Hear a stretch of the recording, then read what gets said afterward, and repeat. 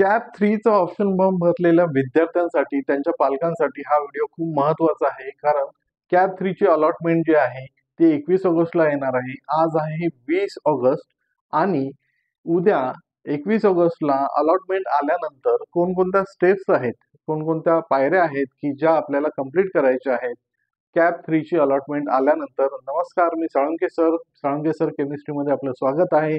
तुम्ही Salunke sir chemistry या YouTube चॅनलवर खूप छान प्रकारे प्रतिसाद देत आहात. अजूनही जर सबस्क्राईब केलं नसेल तर प्लीज सबस्क्राईब करा, जेणेकरून मी जेव्हा जेव्हा व्हिडिओज अपलोड करेन तेव्हा तेव्हा त्याचं नोटिफिकेशन जे आहे ते तुम्हाला येईल. जर व्हिडिओ आवडलाच तर नक्कीच एक लाईक करून मला प्रतिसाद कळवा, जेणेकरून असेच नवनवीन व्हिडिओज मी बनवत राहीन. पहा इथे provisional allotment for CAP 3 will be publish soon अशी जे काही स्क्रोलिंग न्यूज आहे ती इथे येते की प्रोव्हिजनल अलॉटमेंट येणार आहे.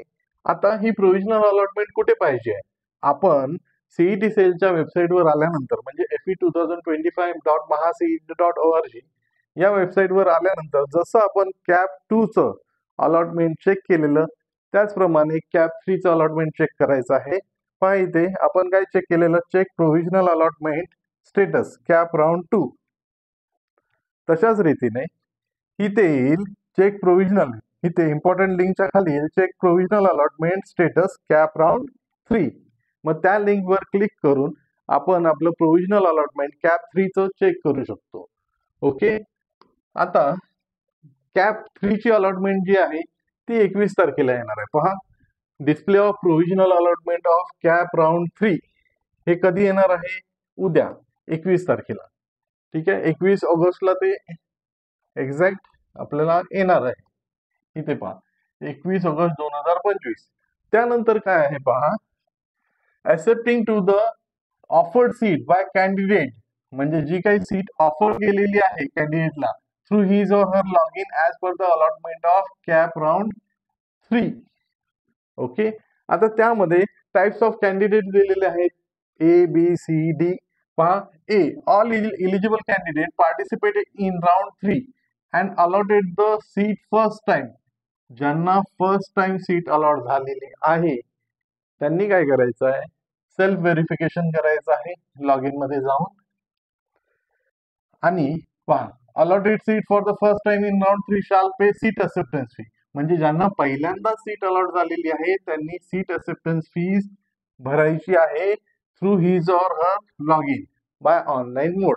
हे झाले ए टाईपचे कॅन्डिडेट की ज्यांना कॅप 1 कॅप 2 मध्ये सीट अलॉट झाली नव्हती आणि त्यांना पहिल्यांदाच कॅप 3 मध्ये सीट अलॉट होत आहे.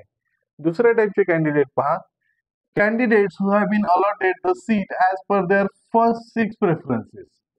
आपल्याला माहित होतं हे कॅप 1 मध्ये फर्स्ट प्रेफरन्स, कॅप 2 मध्ये फर्स्ट 3 प्रेफरन्स, कॅप 3 मध्ये फर्स्ट 6 प्रेफरन्स. काय होतील? Auto freeze shall pay the seat acceptance fee by online mode through his or her login. Such candidate shall not be eligible. हे असे candidate की ज्यांचं allotment first 6 preference पैकी झालेली आहे असे कॅन्डिडेट पुढच्या राऊंड मध्ये म्हणजे कॅप 4 मध्ये भाग घेऊ शकत नाहीत. Not be eligible for participation in subsequent rounds. हे होते दुसऱ्या टाईपचे कॅन्डिडेट. तिसऱ्या टाईपचे कॅन्डिडेट पहा, candidates who have allotted other than first 6 preferences and self freeze. म्हणजे कॅप 3 मध्ये जी काही अलॉटमेंट त्यांना झालेली आहे पहिल्या 6 प्रेफरन्स व्यतिरिक्त, आणि त्यांना असं वाटतंय की जे काही आता कॅप 3 मध्ये कॉलेज मिळालेलं आहे हे बेटर कॉलेज आहे, मी ऍडमिशन घ्यायला तयार आहे, आणि त्यांनी ते सेल्फ फ्रीज केलं असेल तर पहा, self freeze their allotment in round 3 through their log in must accept the seat. मग त्यांनी सीट एक्सेप्ट करायची आहे. Pay seat acceptance fees through online mode. Such candidate shall not be eligible. म्हणजेच दोन प्रकारचे कॅन्डिडेट जे आहेत ते कॅप 4 मध्ये जाण्यास इलिजिबल नाहीत, पात्र नाहीत. कोणते? पहिल्या टाईपचे ज्यांचे पहिल्या 6 प्रेफरन्स पैकी सीट अलॉटमेंट झालेली आहे. दुसरे पहिल्या 6 प्रेफरन्स व्यतिरिक्त सीट अलॉटमेंट झालेली आहे पण त्यांना असं वाटतं की आता जे मिळालेलं कॉलेज आहे हे बेटर आहे, मी ऍडमिशन घ्यायला तयार आहे, आणि त्यांनी सेल्फ फ्रीज केलं असेल तर ते कॅप 4 मध्ये जाऊ शकत नाहीत. ओके, पहा आता चौथ्या टाईपचे कॅन्डिडेट कोणते आहेत? Candidates who have allotted other than first 6 preferences and want betterment. Cap 4 मध्ये जायचं आहे त्यांना, अजून ते बेटरमेंट करू इच्छितात, असे कॅन्डिडेट जे आहेत त्यांनी काय करायचं बा, subsequent round must claim the allotted seat in round 3 by accepting that seat by choosing not freeze or betterment. हा ऑप्शन आपल्याला माहित आहे, नॉट फ्रीज और बेटरमेंट ऑप्शन हा चेक करायचा आहे, म्हणजे क्लिक करायचा आहे for betterment and shall pay the seat acceptance fee through their log in by online mode. हे होते 4 टाईपचे कॅन्डिडेट्स. फर्स्ट टाईपचे ज्यांना पहिल्यांदा सीट अलॉट झालेली आहे, कॅप राऊंड 3 मध्ये, कॅप 1 मध्ये, कॅप 2 मध्ये अलॉट झाली नव्हती, त्यांनी सेल्फ व्हेरिफिकेशन करायचं आहे. ओके, सीट एक्सेप्टन्स फीज पे करायची आहे. दुसऱ्या टाईपचे कॅन्डिडेट पहिल्या 6 प्रेफरन्स पैकी त्यांना सीट अलॉट झालेली आहे, त्यांनी त्यांचं ऑटो फ्रीज होईल, ते पुढच्या राऊंड मध्ये भाग घेऊ शकत नाही, त्यांनी त्या कॉलेजमध्ये जाऊन रिपोर्टिंग करायची आहे आणि ऍडमिशन घ्यायचं आहे. दुसऱ्या टाईपचे कॅन्डिडेट कोणते होते की पहिल्या 6 प्रेफरन्स व्यतिरिक्त त्यांना कॉलेज अलॉट झालेलं आहे आणि त्यांना असं वाटतं की आता ऍडमिशन, हे जे कॉलेज मिळालेलं आहे ते चांगलं आहे, मी ऍडमिशन घ्यायला तयार आहे, आणि ज्यांनी सेल्फ फ्रीज केलेलं आहे ते कॅन्डिडेट पुढच्या राऊंड मध्ये जाऊ शकत नाहीत. ओके, चौथ्या टाईपचे कॅन्डिडेट ज्यांना 6 प्रेफरन्स व्यतिरिक्त सीट अलॉट झालेली आहे आणि त्यांना अजूनही वाटतंय की कॅप 4 मध्ये गेलो तर आपलं बेटरमेंट होऊ शकतं, तर त्यांनी नॉट फ्रीज किंवा बेटरमेंट ऑप्शन चूज केला पाहिजे आणि ते पुढच्या राऊंड मध्ये पात्र आहेत, म्हणजे कॅप 4 मध्ये पात्र आहेत. आता reporting to the allotted institute, म्हणजे ज्यांना ऍडमिशन घ्यायचं आहे त्यांच्यासाठी पहा, reporting to the allotted institute and confirmation of admission.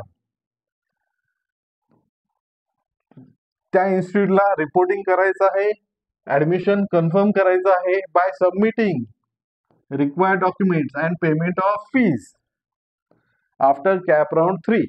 मग असे कॅन्डिडेट पहा, candidates who have accepted the seat as per 19B 19C above must report to the allotted institute. म्हणजे 19B कोणतं, हे पहा, जे ऑटो फ्रीज झालेले. 19C कोणतं, ज्यांनी सेल्फ फ्रीज केलेलं आहे. मग इन्स्टिट्यूटला त्यांनी रिपोर्ट करायचं आहे for confirmation of admission. Okay, आणि द इन्स्टिट्यूट शाल व्हेरीफाय, इन्स्टिट्यूटने व्हेरीफाय केलं पाहिजे required documents and upload the admission of the candidate in the online system. Online system मध्ये त्या स्टुडंटचे डिटेल्स अपलोड केले पाहिजे through institute log in immediately and shall issue a system generated receipt of confirmation of admission. ही त्या स्टुडंटला दिली पाहिजे की तुमचं ऍडमिशन कन्फर्म झालेलं आहे. And fee receipt, fee paid केलेली receipt to the candidate if it is found that seat allotted to the candidate is on the false claim. Okay, जर फॉल्स क्लेम करून त्या कॅन्डिडेटने ती सीट मिळवली असेल असं त्या इन्स्टिट्यूटच्या लक्षात आलं तर पहा, made in the application by the candidate then institute shall not admit such candidate. म्हणजे हे इन्स्टिट्यूट साठी आहे की ज्यांनी फॉल्स क्लेमवर, म्हणजे ज्या स्टुडंटने फॉल्स क्लेमवर ती सीट मिळवलेली आहे आणि इन्स्टिट्यूटला असं आढळलं की हा फॉल्स क्लेम आहे, तर ते इन्स्टिट्यूट त्या स्टुडंटला ऍडमिशन नाकारू शकतात. ओके, शाल रेज, मग अशा स्टुडंटने काय केलं पाहिजे, such candidate shall raise the grievances by his or her log in. मग लॉग इन मधून त्यांनी ग्रीव्हियन्सेस रेज केले पाहिजेत की आम्ही कॅप 3 मध्ये अलॉटेड झालेल्या इन्स्टिट्यूट मध्ये गेलेलो पण त्यांनी आमचं ऍडमिशन नाकारलेलं आहे. ओके, ठीक आहे, पुढे पहा. हा, आता याच्यासाठी वेळ 22 तारखेपासून 22 ऑगस्ट 2025 ते 25 ऑगस्ट 2025 5 वाजेपर्यंत आहे. ओके, आणि हे जे काही 4 टाईपचे कॅन्डिडेट होते एक्सेप्टिंग द सीट साठी, ते 22 ऑगस्ट 2025 ते 25 ऑगस्ट 2025 5 वाजेपर्यंत. हे जे डिटेल्स आहेत म्हणजे हे 3 दिवस जे असतात ते आतापर्यंत आपण पाहिलेलं आहे कॅप राऊंड मध्ये हे मोस्टली हे दिवस सेम असतात. ओके, आता अजून एक काय आहे इथे पहा, लक्ष द्या. यानंतर हे स्टुडंट कॅप 3 चे स्टुडंट ऍडमिशन घेतील.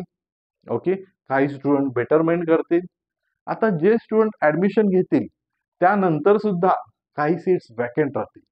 मग ते वॅकेंट सीट्स पहा, display of provisional vacant seats for cap round 4. Provisional vacant seats cap round 4 च्या कधी डिस्प्ले होणार आहेत? 26 ऑगस्टला.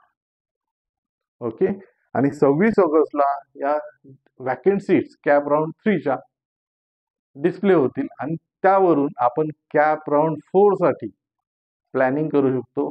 कोणत्या विद्यार्थ्यांसाठी? ज्या विद्यार्थ्यांनी कॅप 3 मध्ये बेटरमेंट केलेलं आहे. मग हीच अशी म्हणजे कॅप राऊंड 3 नंतर कोणकोणत्या स्टेप्स आहेत, कशा रीतीने आपल्याला कोणकोणत्या तारखेला हे सर्व गोष्टी करायच्या आहेत याविषयीच हा व्हिडिओ होता. हा व्हिडिओ तुम्हाला कसा वाटला हे मला एक लाईक करून कळवा, जेणेकरून मी असेच चांगले चांगले व्हिडिओ बनवत राहीन. सबस्क्राईब अजूनही केलं नसेल तर प्लीज सबस्क्राईब करा. धन्यवाद.